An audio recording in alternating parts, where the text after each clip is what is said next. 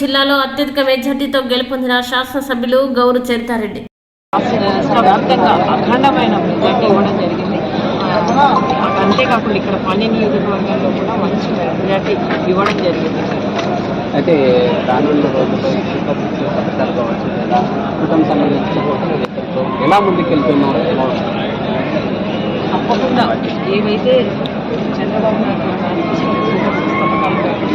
Announce చేశారో అవన్నీ అర్హత ఉన్న ప్రతి ఒక్క కుటుంబానికి అందేలా చేస్తాము. అంతేకాకుండా మాకు బోరకల్లు మండలాన్ని ఇండస్ట్రియల్ హబ్గా చేయడం జరిగింది. అక్కడ చంద్రబాబు నాయుడు గారు పరిశ్రమలు వచ్చాయి. ఇప్పుడు ఒక్క పరిశ్రమ కూడా లేదు. చంద్రబాబు నాయుడు గారు ఉంటేనే మళ్ళీ అక్కడ పరిశ్రమలు తీసుకొని వచ్చి చదువుకున్న యువతకి ఒక ఉద్యోగ ఉపాధి అవకాశాలు కల్పిస్తాము. నియోజకవర్గ సమస్యలన్నీ మా దృష్టిలో ఉన్నాయి. సెగ్మెంట్ అక్కడ ఉంటుంది. అయితే గతంలో చూసాం నారా చంద్రబాబు నాయుడుని ఎక్కడైతే అరెస్ట్ చేశారో ఈరోజు ఉదయం వెలువడినటువంటి ఫలితాల్లో నంద్యాల నుంచి కౌంటర్ స్టార్ట్ అయిందంటే ఖచ్చితంగా అది కనపడతా ఉంది కదా.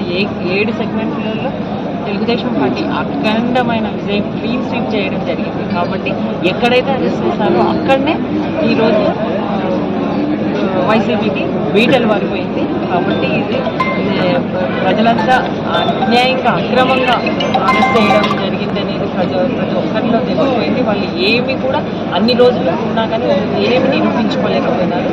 కాబట్టి అది రాజకీయంగా ఏదో ఇబ్బంది పెట్టాలి అన్న కక్షతో చేసిన పని అనేది కూడా అందరికీ తెలుసు. కాబట్టి ఈరోజు నంద్యాల పార్లమెంట్లోని ఆ 7 నియోజకవర్గాలు అలాగే ఎంపీ అభ్యర్థి అందరినీ ఘన విజయం కట్టబెట్టడం జరిగింది. ఓవరాల్గా ఈ పార్టీతో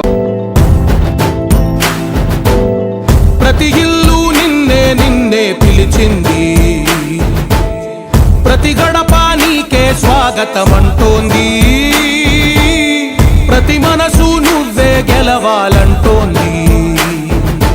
పెద్ద కొడుకు నీవై తోడున్నావో చాలు, జరుగుతుంది మాకు